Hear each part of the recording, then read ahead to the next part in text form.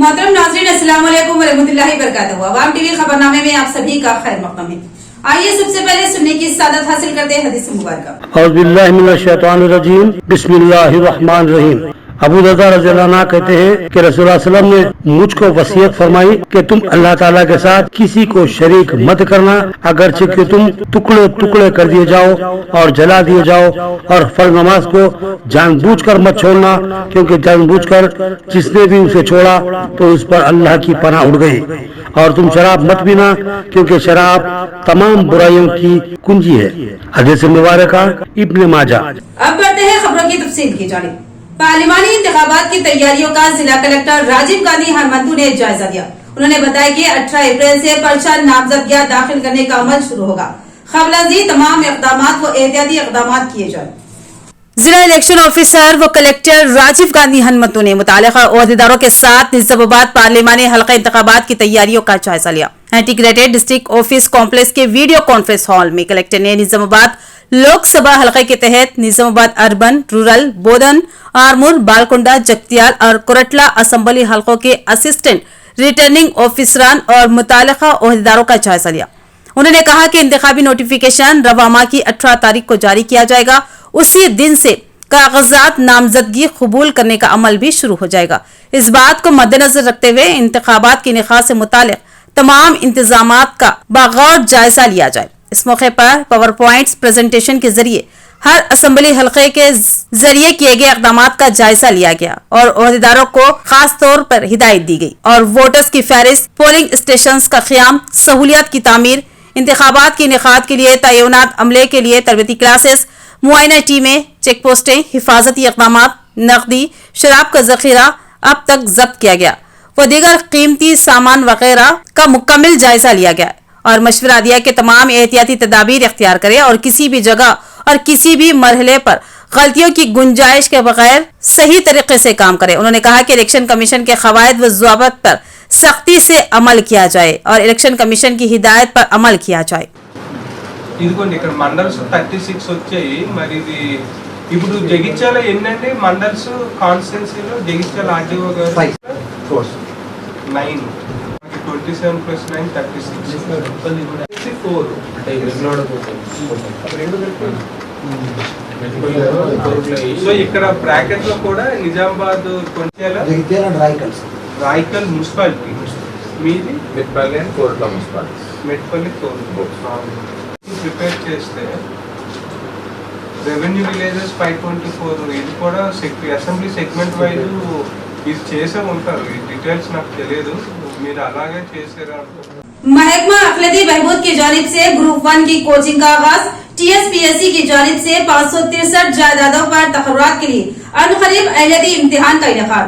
तलबा इस कोचिंग से इस्तेफादा हासिल करे। महकमा अखिलती बहबूद ऑफिसर कृष्णा वेनी और उर्दू ऑफिसर मोहम्मद अरशद का बयान। Telangana state public service commission की जानिब से अनकरीब 563 जायदादों पर तकर्रुरात अमल में लाए जाएंगे और ये तमाम जायदादें ग्रुप 1 से मुताल्लिक हैं। इस सिलसिले में जल्दी अहलियती इम्तिहान का इनेकाद अमल में आएगा। इस इम्तिहान के लिए उम्मीदवार तलबा को तरबियत फराहम करने के लिए हुकूमत की जानिब से महकमा अखिलती बहबूद की निगरानी में कोचिंग क्लासेस का एहतमाम किया जा रहा है। निजामाबाद में महकमा अखिलती बहबूद ऑफिसर कृष्णा वेनी की निगरानी में अहमदी बाजार में वाक़े उर्दू घर पर बाज़ाब्ता कोचिंग क्लासेस का आगाज किया गया। इस इजलास में DMWO कृष्णा वेनी के अलावा Urdu officer Nizamabad Mohammed Arshad, coordinator MA Aleem के साथ साथ faculties Sheikh Habib, MA Rasheed, MA Mubeen, Anusuya Mohan, G Sumit Kumar और दिगर शरीक थे। इनके अलावा तलबा की भी बड़ी तादाद इजलास में हाजिर थी। अखिलती बहबूद ऑफिसर कृष्णा वेनी ने बताया कि महकमा अखिलती बहबूद की जानिब से उर्दू, अंग्रेजी और तेलुगु जबान में तलबा को मुफ्त कोचिंग फराहम की जा रही है और तमाम सहूलतों को यकीनी बनाया जा रहा है। कोचिंग का बाज़ाब्ता 16 अप्रैल यानी आज से ही आगाज हो चुका है। उन्होंने तलबा से भरपूर इस्तेफादा की ख्वाहिश की। తెలంగాణ ప్రభుత్వం గవర్నమెంట్ से दे रहे कोचिंग पूरा జిల్లాలోని మైనారిటీ పిల్లలందరూ గ్రూప్ 1 కోచింగ్ని అందరూ సద్వినియోగం చేసుకోవాలని కోరుతున్నాను। మొత్తం స్టూడెంట్స్ ప్రతి ఒక్క స్టూడెంట్ 14 గంటలు చదువుకుని ఏదైనా ప్లాన్ చేసుకొని చదివితే సక్సెస్ఫుల్ సాధిస్తారని కోరుతున్నాను. కాబట్టి ఈరోజు పౌరులే రేపటి పౌరులు కాబట్టి దేశానికి వెన్నెముక లాంటి వారు కాబట్టి పిల్లలందరూ దేశానికి మంచి చదువుకొని జిల్లాలోని మైనారిటీ పిల్లలందరూ group 1 coaching free coaching utilise చేసుకోవాలని ఈ సభాముఖంగా కోరుతున్నాను. उर्दू ऑफिसर मोहम्मद अरशद ने भी तलबा से भरपूर इस्तेफादा की ख्वाहिश करते हुए कहा कि तलबा की तादाद में मजीद इजाफा किया जाए और कहा कि अच्छे फैकल्टीज की खिदमत से इस्तेफादा हासिल किया गया है। तलबा की तादाद ज्यादा होगी तो इनको पढ़ाने में भी रग़बत पैदा होगी। पढ़ाते चले जाएंगे, जिसके बाद हमारे पास नाम आएंगे उसी तरीके से आप दीगर आपके फ्रेंड्स को भी इंटीमेट करिए, ग्रुप में मैसेज दीजिए और ज़्यादा से ज़्यादा आप इसमें शिरकत करने की कोशिश कीजिए। जब शिरकत आप ज़्यादा से ज़्यादा अक्सरियत रहेंगी तो फैकल्टीज के लिए पढ़ाने के लिए वो लोगों को इंटरेस्ट आएगा और वो लोग भी अलहमदिल्ला आपको क्लासेस रेगुलर आपके चलेंगे और ज़्यादा से ज़्यादा अहम आप लोग स्टेट में हैं। आज 18 है, कल से आपकी स्टेट आप पढ़ाते जाएंगे तो पूरे के पूरे स्टेट आप पढ़िए, पूरे उसके पूरे तारीफ से इंतजाम कर रहे हैं और वहाँ इंशाल्लाह टाइम पर फैकल्टीज भी पूरे बराबर टाइम टू टाइम अपनी क्लासेस में होंगी। अभी बात आपको कहना चाहूँगा कल से आपकी तैयार और इजाफा होना चाहिए। इस ना करें क्लास को इफेक्टिव क्लासेस रहेंगे क्योंकि फैकल्टीज भी बराबर तैयारी के साथ पूरे यकसोई के साथ आपके सामने आपके रूबरू रहते हैं। उनकी सलाहियतों से, उनके टैलेंट से, उनके तजुर्बे से आप मुस्तफिद हुए और बराबर जो है ना पाबंदी के साथ आप क्लास अटेंड कीजिए। एक दिन भी सिंगल क्लास भी मिस मत करें क्योंकि आपका तसलसल अगर आप आपसेंट रहेंगे तसलसल चलेगा तो फिर आप अंडरस्टैंडिंग होना मुश्किल रहेगा। फिर फैकल्टीज भी आपको फिर निकाल करना फिर सारे उनका भी मसला आ जाएगा। तो लिहाजा कंटिन्यूएशन आप वो जो टॉपिक है उसको रेगुलर मिस मत कीजिए। रिगार्डिंग दिस अगर कुछ डाउट है तो अभी भी आप डिस्कस होने से पहले बात कर सकते हैं। मैं बार-बार आपके दरमियान में इस मौके पर एक तालिबा ने बताया कि वो बोधन से आती हैं। धूप की शिद्दत है, अगर सुबह की अवलीन सातों से क्लासेस का एहतमाम किया जाए तो तलबा को सहूलत होगी। उन्होंने सुबह 9 बजे तक 3 बजे सहपहर तक क्लासेस चलाने का मशवरा दिया। Provide from 9 to 3 because this is summer days and we are coming from Bodhan. Will because very difficulty on journey time 1 बजे से ज़्यादा गर्मी रहती तो अगर हम आपको और ज़्यादा क्लासेस मिले तो बहुत अच्छा रहता कि आप 9 से लेके 3 तक रखे तो टाइम। और क्या है कि शेड्यूल 1 डे बिफोर बता दिया जाए कि ये फैकल्टीज आने वाले हैं तो I have prepared special notes तो मैं वो नोट्स ब्रिंग कर सकती तो टाइम एक्सटेंड हुआ तो बहुत अच्छा बेहतर रहता था हमारे लिए। बस बिकॉज आप लोग भी सोचे होंगे कुछ बेहतर सोच के रखे होंगे लेकिन ये हमारी डिमांड है, अगर ऐसा हुआ तो अच्छा है। मुल्क और दस्तूर को बचाना हमारी जिम्मेदारी, वोट का इस्तेमाल लाजमी। फिस्ताई ताकतों को नाकाम बनाने की जिम्मेदारी SC, ST, BC और अक़लियती तबक़ात पर आए। बोधन में ईद मिलाद तकरीब से मुख्तलिफ तबक़ात के कायदीन का खिताब। बोधन में ईद मिलाद तकरीब का एहतमाम किया गया जिसमें कई अहम मुस्लिम व गैर मुस्लिम कायदीन ने शिरकत की और कहा कि मुल्क के हालात बदतरीन होते जा रहे हैं और मुल्क साम्राज्यत की सिमत गामजन हो रहा है। ऐसे में हम पर जिम्मेदारियां आयद होती हैं कि हम दस्तूर और देश को बचाने के लिए मुत्तहिद हो जाएं। उन्होंने कहा कि BC, SC, ST और माइनॉरिटीज का इत्तेहाद मुल्क और समाज के मफाद में होगा।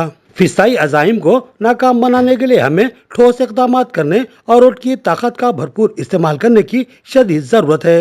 वोट के इस्तेमाल के मामले में इस बार गफलत खौफनाक साबित हो सकती है, लिहाजा खुद भी वोट को इस्तेमाल करें और अपने अफराद ख़ानदान को भी वोट इस्तेमाल करने के लिए तैयार करें और पड़ोसियों से भी वोट डलवाएं। इजलास से सैयद आबिद हुसैन फारूकी, अनवर खान, शेख हुसैन और दीगर ने मुखातिब किया। मेरा आइए हम सब मिलकर इस भारत देश के संविधान को डॉक्टर अम्बेडकर ने जो बनाया था, ये संविधान दुनिया में जितने भी देश आजाद हो रहे हैं हमारे संविधान को साफ रखकर दस्तूर बना संविधान बनाए जा रहे हैं। इस संविधान को खत्म करने की कोशिश की जा रही है, हिंदू मुस्लिम एकता को खत्म करने की कोशिश की जा रही है, NRC/CAA के नाम पर डिवाइडिंग करने की कोशिश की जा रही है। इसको शिकस्त देना है तो हमको अपने वोट को 100% करने की कोशिश करेंगे, एक ही पार्टी के अपना वोट देने की कोशिश करेंगे। इंशाअल्लाह आने वाला इलेक्शन एक तारीख बना देगा, इंशाअल्लाह। चाहे कितने भी मशीन में गड़बड़ करो आप, लेकिन जीत एकता की होगी, जीत हिंदू मुस्लिम एकता की होगी, जीत बिल्कुल देश को बचाने के लिए होगी, डॉक्टर अम्बेडकर के दस्तूर को बचाने के लिए होगी, संविधान को बचाने कराने के लिए होगी। ये मेरी चंद बातें थी। मैं स्वागत करता हूँ टोटली यहाँ जो आए हुए और परिरक्षण समिति के लोगों के मैं दुआ करता हूँ। आप जगह जगह जाइए, हर जगह आप संघर्ष करो, हम आपके साथ हैं। आप संघर्ष करो, हम आपके साथ। हमारी देश की परिस्थिति है तो इसके जिम्मेदार कौन है? फिर आप देखिए ईडी के जितने हमले, ईडी की कार्रवाई जो हो रही है एक आम सिटीजन पर नहीं हो रही, हो ईडी कार्रवाई जो हो रही है और पूरी सियासी कायदीन पर हो रही है। उसके माने क्या है? इस मुल्क की दौलत को सारे सियासी कायदीन लूट रहे हैं, इतना लूट रहे हैं कि इनका पैसा स्विस बैंकों में जैसे जमा हो रहा है। और हमारे इस मुल्क की हालत यह है कि हमारे मुल्क के बच्चों को सही मेडिकल केयर नहीं है, सही एजुकेशन सिस्टम, सही सहूलतें नहीं है। खानगी एजुकेशन सिस्टम हमारे मुल्क में इतना परवान चढ़ रहा है कि अगर डॉक्टरी कराना है, एमबीबीएस कराना है, इंजीनियरिंग कराना है तो घर के हमारे गांव की जमीन को बेचकर करना पड़ रहा है। गवर्नमेंट की ये जिम्मेदारियां थी कि एजुकेशन दे, अच्छा पीने को पानी दे, फूड दे, खाने पीने को, जान और माल की हिफाजत करे। लेकिन इन चीजों पे मसाइल को हटकर इलेक्शन अब जिन बुनियादों पे लड़ा जा रहा है वो 6 चीजें हैं सर। मस्जिद के नाम पर इलेक्शन लड़ा जा रहा, मंदिर के नाम पर इलेक्शन लड़ा, हिंदू के नाम पर इलेक्शन लड़ा जा रहा, मुसलमान के नाम पर इलेक्शन लड़ा जा रहा, हिंदुस्तान के नाम पर इलेक्शन लड़ा जा रहा, पाकिस्तान के नाम पर लड़ा जा रहा। अगर ये जो पार्टी गुज़िश्ता 2 दफा इख्तियार पर आई है, ये 6 चीजों को हटाकर इलेक्शन लड़के बताओ। हिंदू को निकाल दो, मुसलमान को निकाल दो, मस्जिद को निकाल दो, मंदिर को निकाल दो, पाकिस्तान और हिंदुस्तान के जो नाम को जो इस्तेमाल करे, इसका एक्सप्लॉयटेशन करे, उसको निकाल दो। उसके बाद आप इलेक्शन लड़के बताओ जीतते क्या? देखेंगे नहीं जीत सकते आप, क्योंकि आपकी कारकर्दगी ऐसी नहीं है। और आपको अभी भी जो वोट मिला है वो 35%, 37% है। 67% अभी वोट आपको नहीं मिला, मेजोरिटी में आप नहीं है। लेकिन हमारा इस मुल्क का इलेक्शन सिस्टम ही ऐसा है कि जो पार्टी की 35% तक भी वोट हासिल कर लेती है वो इख्तियार तक पहुंच जाती है। దేశ్ బచావ్ అంటే ఇప్పుడు ఎస్సీ ఎస్టీ బీసీ మైనారిటీలు ఐక్యం కాకపోతే మనం చాలా క్లిష్ట పరిస్థితిలో ఉన్నాం. మనం చాప కింద నీరులాగా అసలు మనం చేసేది ఎట్లా అంటే ఒక సైనికుల్లాగా లోపలికి కనుక మేము ఇప్పటి నుండే మా ప్రజలందరూ కూడా కృష్ణాగ్రంతో కూడా మేము ప్రోత్సహిస్తున్నాం. చక్కని మీ ఓటును కూడా, మీ అమూల్యమైన ఓటును మరి చక్కగా వినియోగించుకోవాలని, మత సామ్రాజ్యాన్ని కాపాడే నాయకులకు ఓటేయాలని ఇప్పటి నుంచి మేము ప్రోత్సహిస్తూ దేశ శాంతి కోసం, ప్రజల యొక్క క్షేమం కోసం మేము ప్రార్థన చేస్తున్నాం. మన దేశం చాలా ప్రమాదంలో ఉంది. ముఖ్యంగా ఒకటి, ఇవే మనకు చివరి ఎన్నికలుగా ఉంటాయి. నేను ఇది ఖచ్చితంగా చెప్తున్నా. ఎందుకంటే మళ్ళీ మీకు ఓటేసే హక్కు ఉండదు, ఏది కూడా ఉండదు. ఇప్పుడు ఇంకా మీరు ఓటు హక్కు సరిగ్గా వినియోగించుకోకపోతే మీ పిల్లల భవిష్యత్తు మీరు కాపాడలేరు. కాబట్టి మీ కాపాడుకునే హక్కు ఇప్పుడు త్వరలో ఉంది. కాబట్టి ఈ ఓటు హక్కు ద్వారా ప్రజల్లో ప్రతి ఒక్కరికి తెలియజేయాలి మంచి ఏది, చెడు ఏది. ఒక మతము, ఒక వర్గము ప్రమాదంలో ఉందని ప్రచారం చేసుకుంటున్నారు. అసలు ఆ ప్రమాదంలో ఉంది మతము, ముందు ఏ ప్రమాదంలో ఉంది చెప్పరు. కేవలము భారతదేశాన్ని ఒక లౌకిక దేశంగా సర్వ మతములు కలిసి మెలిసి ఏ విధంగా అన్ని నదులన్నీ కలిసి పారినప్పుడు ఎంత మనం చూస్తాం. కందకుర్తి దగ్గర 3 నదులు ఉన్నాయి, త్రివేణి సంగమం లాగా అన్ని మతాలు కలిసి మెలిసి ఉన్న దేశం అండి. ఎవ్వరు కూడా ఏ మతం కూడా ఇప్పటి వరకు భారతదేశాన్ని రూల్ చేయలేదు. रामनवमी के पेश नजर पुलिस और नीम फौजी फोर्सेस का भैंसा में flag march. ASP Kantilal Subhash Patil ने बताया कि हाईकोर्ट ने जुलूस की इजाजत दी है, लिहाजा पुलिस मुअस्सस सियानती इंतजाम को यकीनी बनाएगी।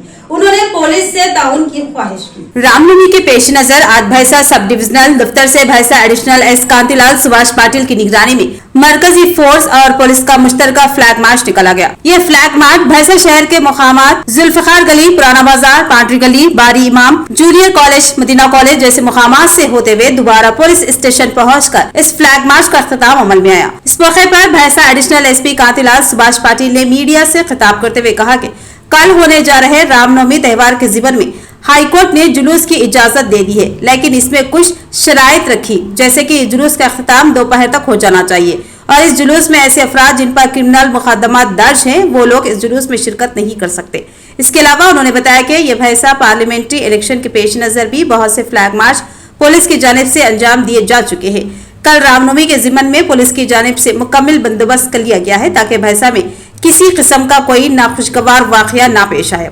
इसके लिए अवाम में हिम्मत जुटाने और उनकी हिफाजत के जिम्मन में फ्लैग मार्च किया गया। इस फ्लैग मार्च में Bhainsa circle inspector D Raja Reddy, rural circle inspector Srinivas, मरकजी force commandant Amar Sharma, sub inspector Sharif, Mohammad Ghouse, Srikanth के अलावा पुलिस और मरकजी फोर्स के जवानों की कसीर तादाद मौजूद थी।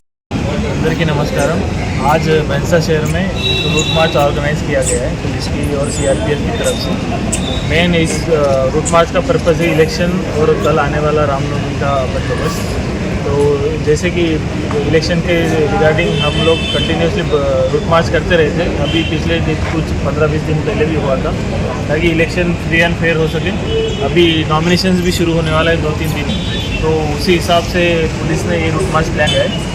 और जैसे कि कल भी रामनवमी है तो सब रामनवमी पीसफुल तरीके से सेलिब्रेट करें, तो उसी इंटेंशन की वजह से कि किसी को कुछ करने की ज़रूरत नहीं, पुलिस सबकी सुरक्षा के लिए अवेलेबल है।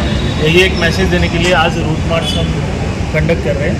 और कल जो हमारा अपना रामनवमी का यात्रा है उसके लिए हाईकोर्ट से परमिशन मिला है, तो हाईकोर्ट ने कंडीशंस रखी है कि वो आफ्टरनून तक हो जाना चाहिए। उसके बाद हाईकोर्ट ने बोला है कि जो भी लोग जिनके ऊपर क्रिमिनल ज़्यादा केसेस है वो पार्टिसिपेट नहीं करने चाहिए। उसके बाद मेन कंडीशन ऐसा है कि कोई भी कम्युनल और पॉलिटिकली सेंसिटिव कमेंट्स या फिर स्लोगन्स नहीं देगा। अगर ये कोई वायलेट करता है तो कंडीशंस, तो हम पुलिस इसके ऊपर एक्शन लेंगे और हाईकोर्ट को भी इसके बारे में इन्फॉर्म करेंगे कि ऐसा ऐसा कंडीशंस था, वो थोड़ा वायलेट हुआ है कि कोई उसने कम्युनल स्लोगन्स दिए। तो इसी रिगार्डिंग आज रूट मार्च प्लान किया गया। उसके रिगार्डिंग आज सीआरपीएफ के लोग और हमारे town CI, town SI, rural CI, rural SI और बाकी पूरे फोर्स पार्टिसिपेट किया। मंशियात और नशेआवर अशिया की रोकथाम के लिए मुश्तरका तौर पर मिलकर काम करना चाहिए, जो समाज के लिए एक बड़ा चैलेंज बन चुका है। एडिशनल कलेक्टर अंकित का बयान। उन्होंने मुख्तलिफ महकमे के ओहदेदारों के हमरा जिला सतह के इंसदाद मंशियात कमेटी का इजलास जिला कलेक्टर ऑफिस में मुनक्किद हुआ। जिला निजामाबाद में मंशियात के इस्तेमाल और ट्रांसपोर्ट वगैरह के मसाइल पर गौर करने के लिए आज जिला एडिशनल कलेक्टर की सदारत में मुतालिका महकमे के ओहदेदारों के साथ एक इजलास मुनक्किद हुआ। इस इजलास में एडिशनल कलेक्टर अंकित ने बताया कि जिले में मंशियात और नशेआवर अशिया का इस्तेमाल में इजाफा हो गया है, इसके खिलाफ इकदाम करने की अशद जरूरत है। इसके लिए ओहदेदार आपसी तालमेल के जरिए काम करने की जरूरत है। मंशियात की नक्ल हमल पर कड़ी नजर रखनी चाहिए और उन्हें मुकम्मल तौर पर रोकने के लिए सरसार कोशिश करें। खासतौर पर ट्रांसपोर्ट और रेल के जरिए उनकी नक्लो हमल का इम्कान है। आरटीसी और रेलवे हुकाम को जरूरी इकदाम करनी चाहिए और चेक पॉइंट्स पर कड़ी नजर रखनी चाहिए। इस इजलास में पुलिस, एक्साइज, ट्रांसपोर्ट व दीगर महकमे के ओहदेदार मौजूद थे। हल्का असेंबली कोरटला में टीआरएस पार्टी के उम्मीदवार बाजीरेड्डी गोवर्धन ने इंतखाबी मुहिम चलाई। बाजीरेड्डी गोवर्धन की आमद पर कोरटला की आवाम ने उनका वालिहाना खैर मकदम किया। पार्लियामेंट के उम्मीदवार बाजीरेड्डी गोवर्धन ने हल्का असेंबली कोरटला के मल्लापुर मंडल में अपनी इंतखाबी मुहिम चलाई। मंडल में बाजीरेड्डी गोवर्धन की आमद पर मंडल की आवाम ने उनका वालिहाना खैर मकदम किया। इस मौके पर बाजीरेड्डी गोवर्धन ने आवाम से मुखातिब होते हुए बताया कि कांग्रेस पार्टी ने 6 जमानतों के साथ लोगों को धोखा दिया है। आज 120 दिन गुजर चुके हैं। कांग्रेस हुकूमत जिसने 6 जमानतों पर अमल नहीं किया। कांग्रेस पार्टी ने जो भी देने का वादा किया है, हर एक गांव में इस पर बहस होनी चाहिए। और जब से कांग्रेस हुकूमत आई है, बार बार बरक़ी की कटौती हुई है। पार्टी के लीडरों को भी नहीं मालूम कि कांग्रेस कितने दिन हुकूमत करेगी। उन्होंने कहा कि बीआरएस के कारकुनों को हौसला नहीं हारना चाहिए। पार्टी के लिए काम करने वालों के साथ काम करना चाहिए। बीआरएस हुकूमत ने 10 सालों में जो तरक्याती काम किए हैं उनको आवाम तक पहुंचाया जाए। टीआरएस हुकूमत ही अवाम की सच्ची हमदर्द पार्टी है, लिहाजा अवाम टीआरएस पार्टी को वोट दे ताकि आने वाले दिनों में मजीद अवाम के लिए काम कर सके। अवाम इस मर्तबा धोखा ना खाए और एक सेकुलर कायद का इंतखाब करे। तो ये थी खबरों की तफसील। मजीद खबरों के साथ फिर मिलेंगे। दीजिए इजाजत।